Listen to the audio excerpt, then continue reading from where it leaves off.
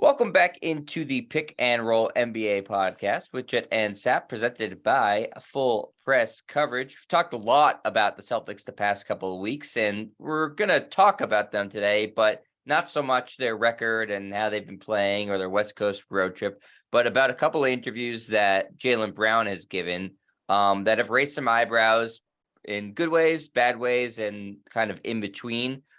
He spoke to the New York Times, giving an interview with them that was sort of ranging from off the court stuff, on the court stuff, all over, touched a lot of different places.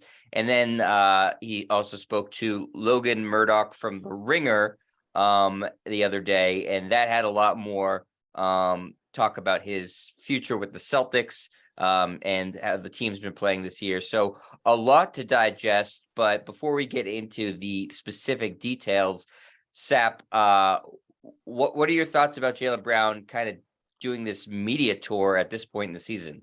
Really an odd time, right, Jet? I mean, the Celtics now have 9 games left. They're still in contention for the number 1 seed in the Eastern Conference. And look, I like Jaylen Brown. He's opinionated. He's smart, very socially active. But this is an odd time for this to happen. Now, apparently, the conversation with The Ringer came a while ago, and it was dropped this week. The New York Times was more recent. So both of them coming out this week, and he's supposed to appear on ESPN later in the week.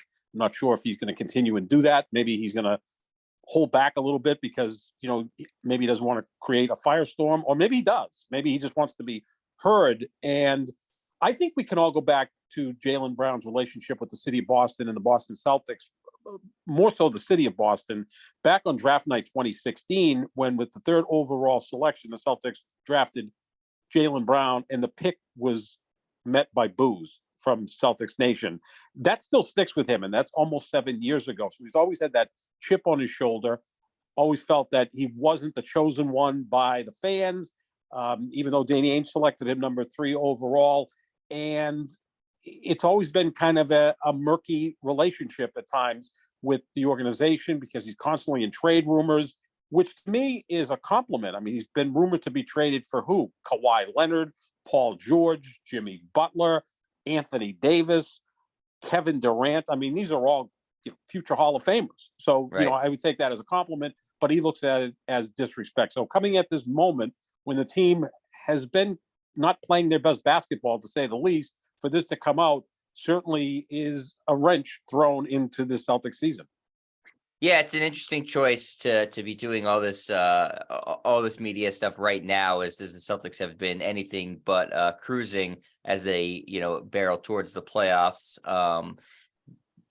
In Brown's defense, it clearly hasn't affected his game because he's been the best player on the team during this post All-Star break tumult.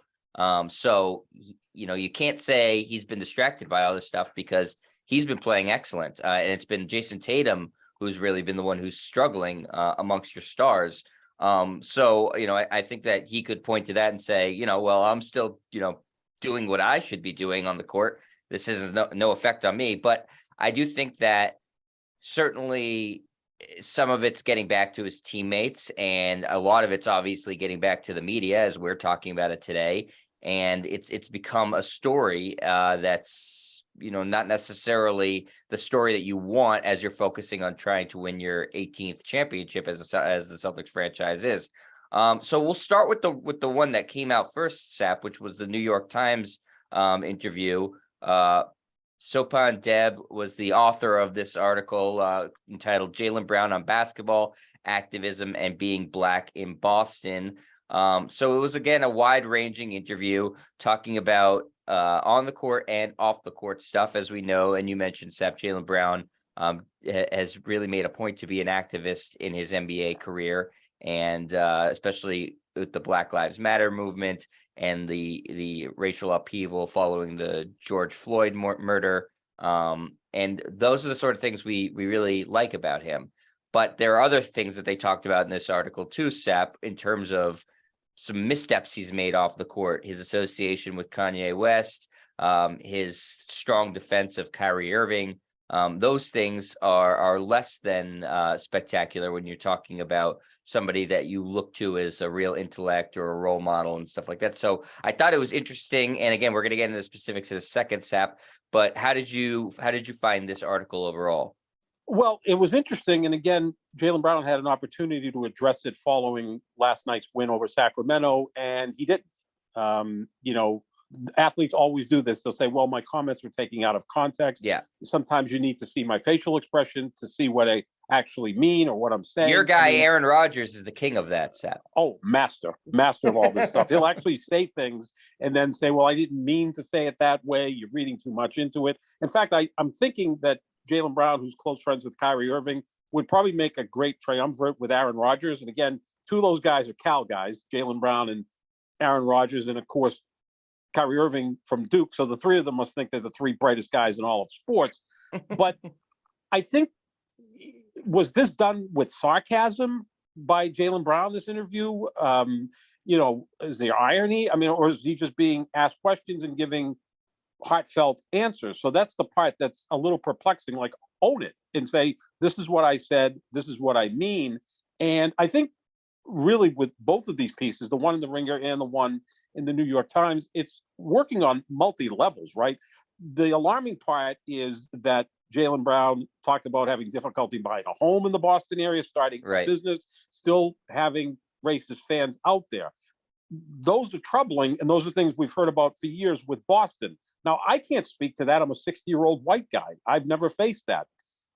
Fortunately, we don't have Kirk and Callahan doing a show on WEI anymore, because I'm sure they right now would be spending 20 hours a week refuting all of these claims. Very true. From Jaylen Brown. That would be was their bread and butter show. Yep. Oh, and again, sometimes it is good to have someone push back a little bit, because, you know, we're not there to find out what the situation is with Jaylen Brown. I think a lot of this still goes back to the night he was drafted and he's booed. I mean, when that happens, some players look at that and say, I'll show you. And I think Jaylen Brown to some degree has. He's been better than I thought he was going to be. He was the third pick in that draft. He's had a better career than Ben Simmons, who went first, and Brandon Ingram, who went second. Not much better than Brandon Ingram. Ingram's been really good. Both of those guys have been traded.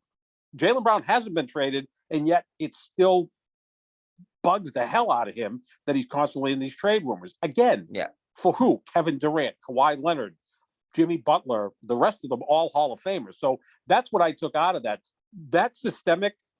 Those systemic issues that he's talking about, there's no way that we can fix those. I mean, if that's the case, how do we fix those? Those are longstanding problems, which, by the way, I would think maybe he runs into in some other cities, maybe not so much.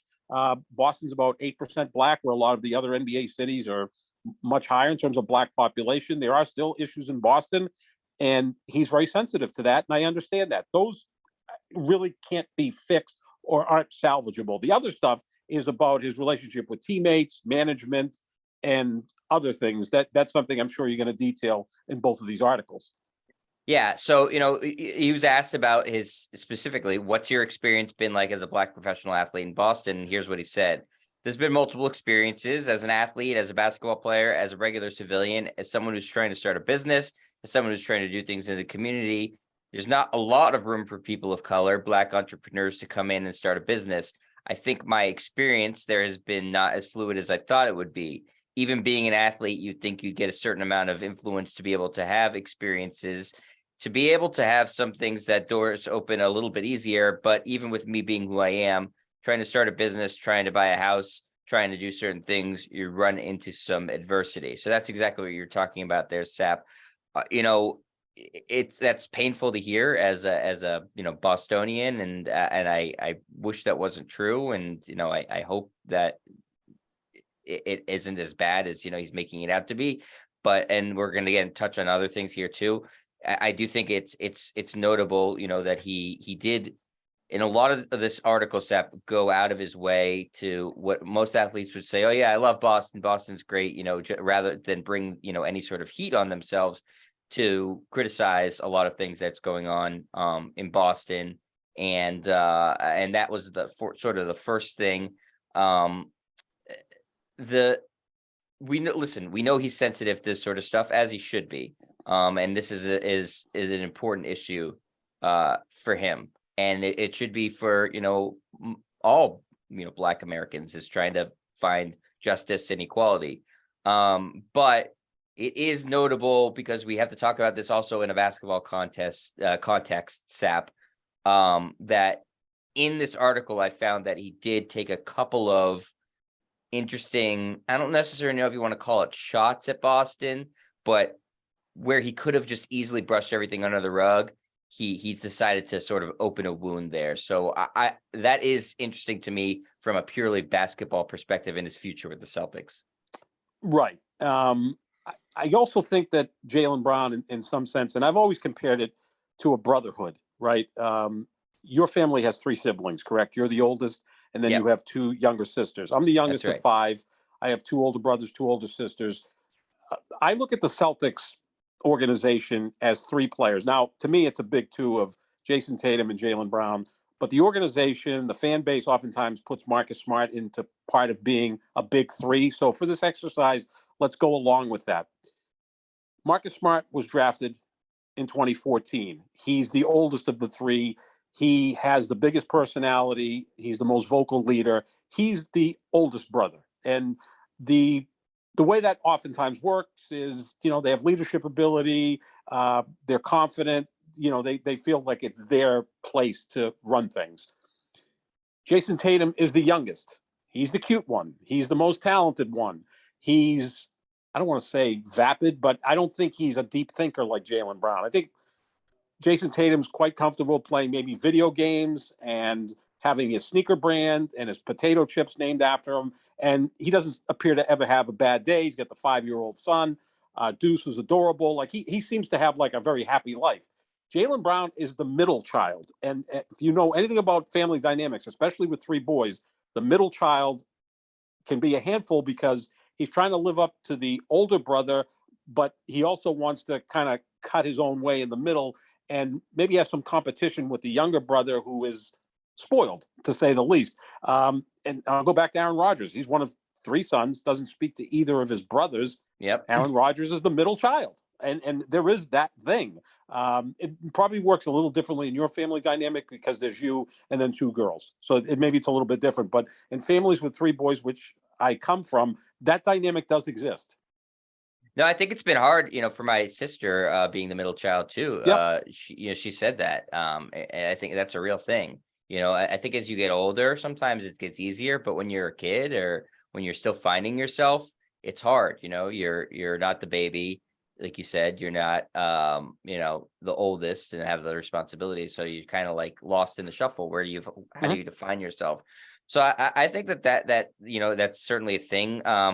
Another thing in this article, that he brought up is the Celtics fan base. He was asked, other athletes have spoken about the negative way fans have treated Black athletes while playing in Boston. Have you experienced any of that? He said, I have, but I pretty much block it all out. It's not the whole Celtic fan base, but it's part of the fan base that exists with Celtic Nation that's problematic. If you have a bad game, they tie it to your personal character. I definitely think there's a group or an amount within the Celtics Nation that's extremely toxic and does not want to see athletes use their platform, or they just want you to play basketball and entertain and go home. And that's a problem to me. So I think there's a lot to break down in this answer, Sap. That's not just the Celtics fan base. That's fan bases that's throughout the entire country in every sport. If we're breaking it down, Sap, into like a couple of different things, the criticism, if you have a bad game, you're absolutely right. That's fan base. I actually was because I'm friends with a lot of Lakers fans on social media and stuff like that too.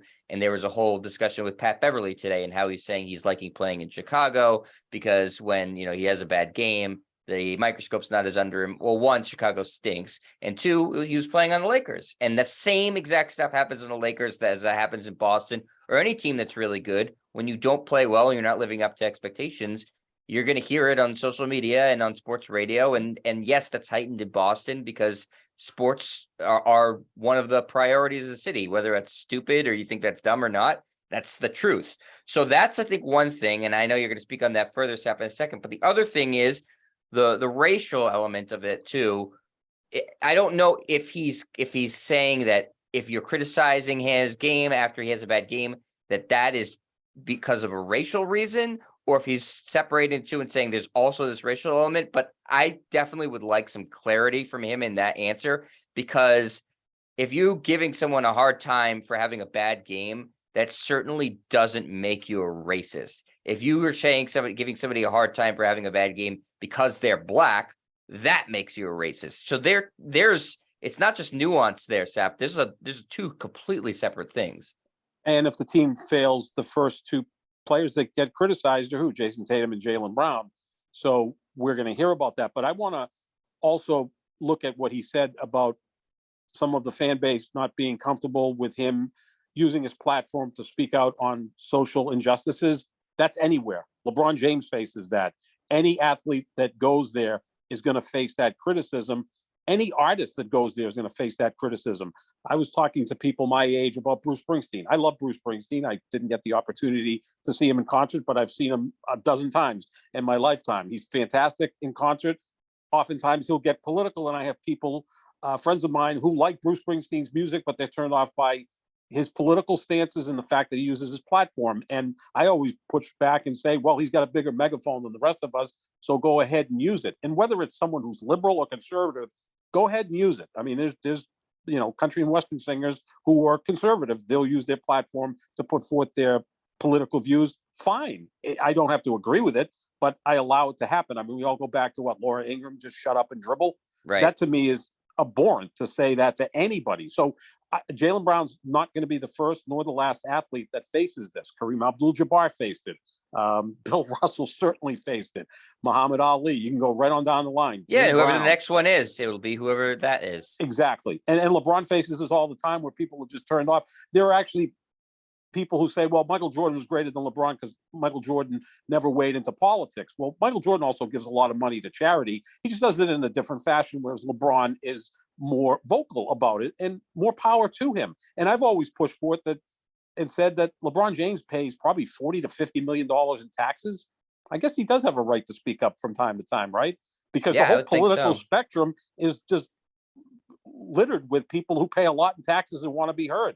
Well, why not LeBron James? And again, I support him for using that massive platform that he has. Same thing with Jaylen Brown. So it's not just Boston Celtic fans or a portion of them that are turned off if an athlete speaks out on social injustices and uses their platform to speak on politics.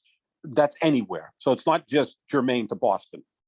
Yeah, I 100% agree. And again, I think it's important that he knows, and I believe he's a smart guy, that there is separation there between the criticism you get for using your platform, or if somebody's going to be racist to you versus somebody who has expectations and is a sports fan and hoping you play well, that those are not all coming from the same place. I think it's a really important line of distinction to say, okay, maybe you don't like the cult. That's just like what the Twitter NBA culture is now, Sap. Like, if you play well, you're going to get blown up. People are going to criticize you. You're going to hear it. That's what it is now. Oh, without question. And again, how sensitive are you to that? Obviously, Kevin Durant's sensitive to that on Twitter. I'm sure Jaylen Brown appears to remember everything and is very sensitive. Maybe there's other players that aren't, that just let it go away. They just go out and play basketball and don't get involved with all of that. It's tougher to say than do to be less sensitive. And again, he's still a young guy. He's 26 years old. His only exposure in the NBA has been as a member of the Boston Celtics. He grew up in the Atlanta area, went to school in Northern California at Cal for 1 year, and then was drafted at 19 by the Celtics. So that's his experience. The most passionate group in terms of supporting or maybe criticizing Jaylen Brown's made up of Boston Celtic fans. He doesn't hear from other fan bases. If he decides at the end of the 2024 season that he's going to walk away as a free agent, or if the Celtics trade him this summer, and I think we'll talk about that, then he's going to be exposed to another fan base. And I'm sure he's going to hear a lot of the same things that some of those fans don't want to hear about his social issues, which I think is unfortunate, but just be ready for it. Yeah, absolutely. Another quick thing, reading down this article that I thought was interesting is that they asked him about Kanye West, as Kanye was his agent, or was, owned the agency. I guess Antonio Brown may have been his agent. They didn't ask him about that, which that's fine. They asked him, they started with months after your interview in The Guardian in 2018, Kanye went to the White House and very publicly aligned himself with President Trump. When you decided to sign with Donda Sports, how did you reconcile those two things? And here was his answer, which I thought was interesting. Just because you think differently from somebody doesn't mean you can't work with them. I don't think the same as Celtics owners Steve Pagliuca or Wyc Grousbeck on a lot of different issues, but that doesn't mean we can't come together and win a championship. Now, of all the people in the world that he could have named in terms of thinking differently, then he named the two Celtics owners, which I thought was really interesting, Sap, in terms of, and he didn't say on some issues, he said on a lot of different issues. Now, those guys are both, close to billionaires, 100 millionaires. I think there's a strong chance that they have some conservative leanings with some, as a lot of not as much as you think, Jed. I know for a fact that Pagliuca, he ran for the U.S. Senate as a Democrat. I would call him probably a centrist, and I think Wyc is pretty much the same. But generally, billionaires are more conservative, especially when it comes to fiscal issues. But they can also be very liberal when it comes to social issues. Right. I know neither of them are Trump guys. No. This isn't like, okay, Robert Kraft supported Donald Trump. Right. Jeremy Jacobs, I know, is a conservative, the owner of the Bruins. John Henry is different. I think he's more left leaning than, say, the other owners he's in from town. outer space. But he is from outer space. He's like an alien anyway. Larry Lucchino, who I miss so much running the Boston Red Sox, was a big critic of Donald Trump and is an old fashioned Democrat. And, but again, he's head of minority stake in ownership. Look, at sometimes. Oh, cool. Okay, Sap, put on your. So why did he name drop those two here in this answer? I think sometimes he doesn't. I wouldn't say he doesn't think before he speaks. It just seems like something good to say. Maybe he's pissed at them that he's been in these trade rumors. Maybe he's pissed at them that Jason Tatum is the face of the franchise. I don't know. He seems to be incredibly sensitive. And oftentimes these guys that you think would be anti-Trump, and again, Trump has incredible power, that we're discussing him here on an NBA podcast, right? And, he has been in office for almost 3 years. But Kyrie Irving and Aaron Rodgers at times feel very Trumpian, right? The way they conduct themselves. Sure. Fake news.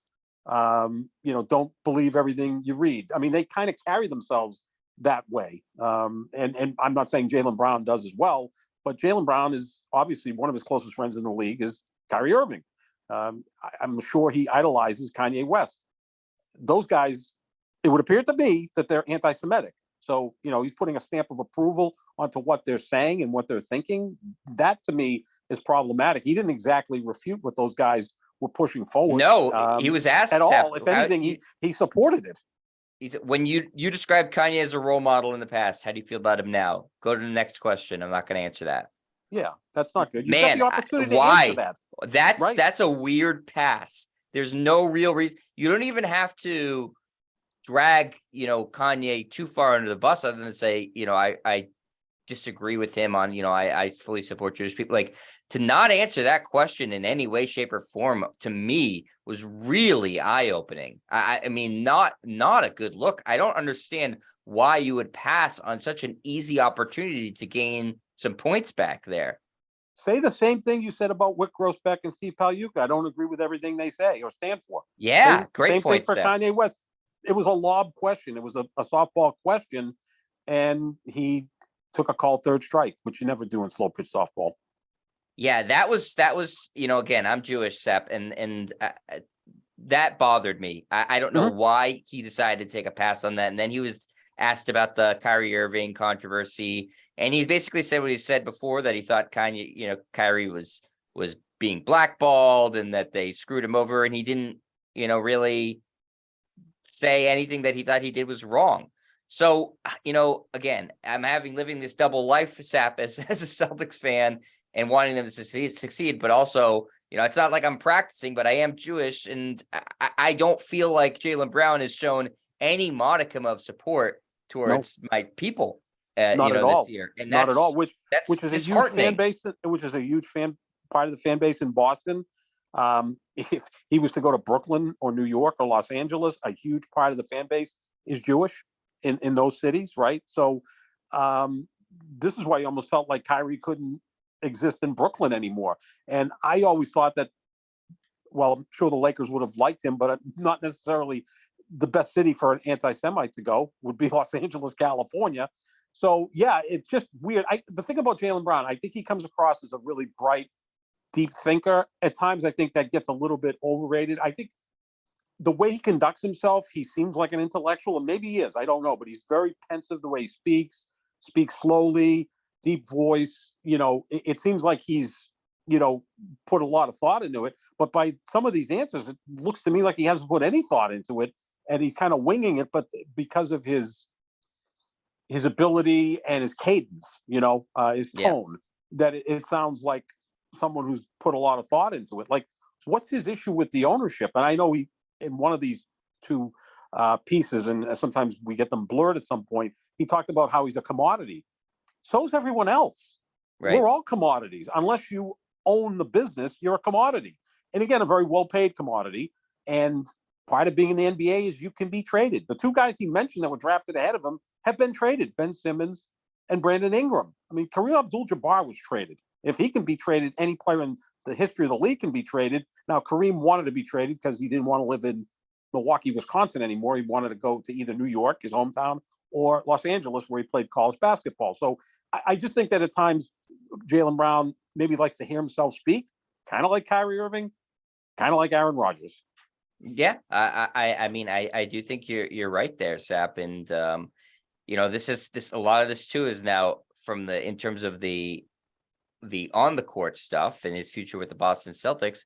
Now a lot of people are questioning that, as the biggest quote that came from his Ringer interview was asked if he wants to stay in Boston long term, and he said, "I don't know. As long as I'm needed, it's not up to me. We'll see how they feel about me over time, and I feel about them over time. Hopefully, whatever it is, it makes sense. But I'll stay where I wanted. I'll stay where I'm needed and treated correct." I think that last part indicates to me that he doesn't feel like he's been treated fully correct. No. I think that there's some serious doubts about his long-term future in Boston, especially, if you would get into the whole contract stuff. All NBA is going to be tough to make this season. I think he's deserving, but the way they do it is, they may consider him a guard, which would make it very, very tough for him to make all NBA. If he's a forward, he should make it.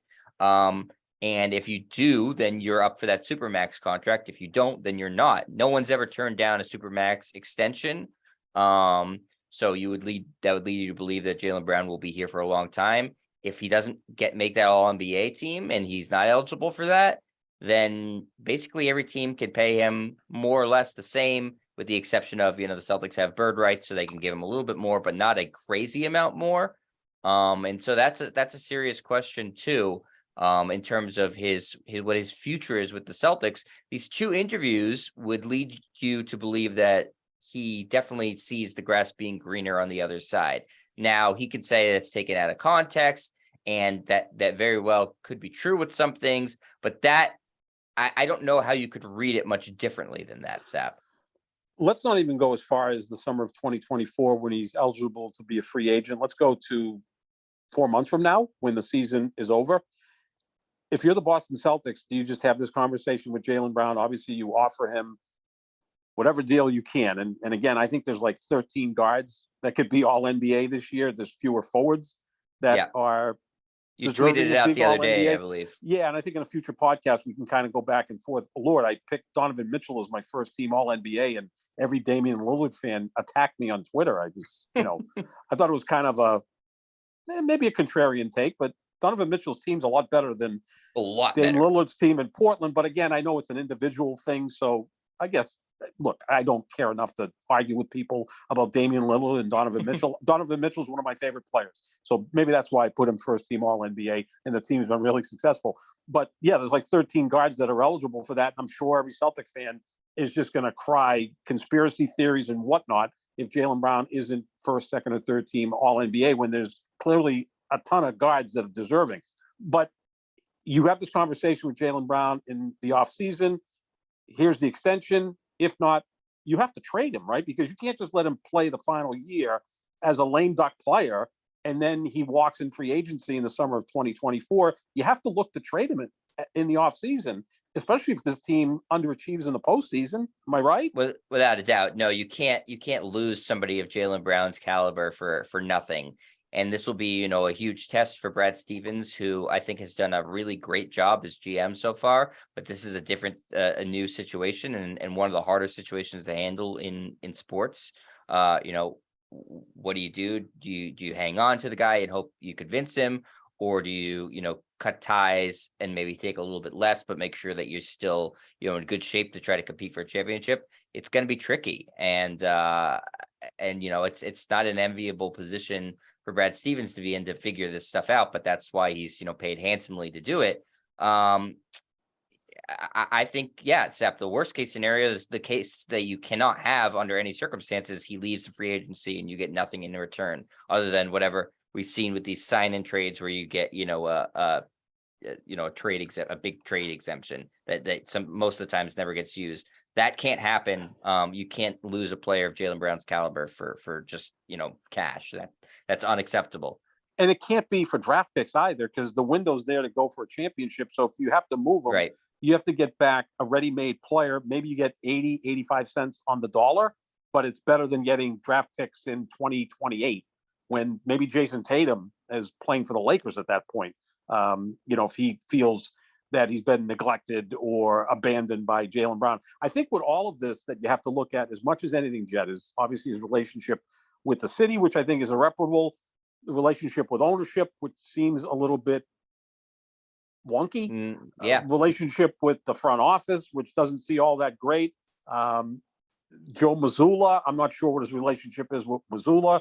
He talked about one of these two articles that he was one of the people that wanted to bring Ime Udoka on board last year as head coach. And I still think Tatum and Brown and Marcus Smart, your three top guys in terms of service and all of that. Still want an explanation why Ime Udoka is not coaching this team. I think we all kind of want to know. But in the end, the biggest thing is, what is Jaylen Brown's relationship with Jason Tatum? And I just think they're two totally different guys, right? Like I said, I don't think Jason Tatum has really ever had a bad day. The only thing is he complains a lot to the officials on the court, which Jaylen Brown doesn't do. And I think that's a turnoff for Jaylen Brown. They kind of conduct themselves differently on the court. Jaylen Brown, I think the way he plays the game is so commendable. Doesn't argue with the refs, plays his ass off, has gotten better every year. I think he gets the most out of his talent. Jason Tatum, it's a turnoff to me when he's constantly complaining to the officials.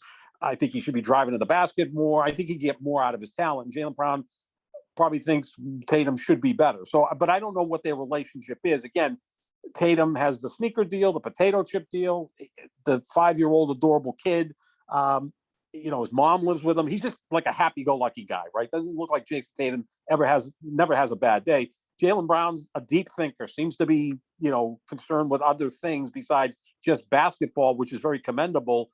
He probably looks at Tatum as being kind of superficial, and that he's the deep thinker. Like, what's that relationship, both on and off the court? Because you can have two players, your top two players, maybe not have a lot in common off the court. I can attest Kevin McHale and Larry Bird didn't always see eye to eye, because Larry Bird thought Kevin McHale underachieved as great as McHale was, because McHale never took the game seriously like Bird did, but they got it done on the court.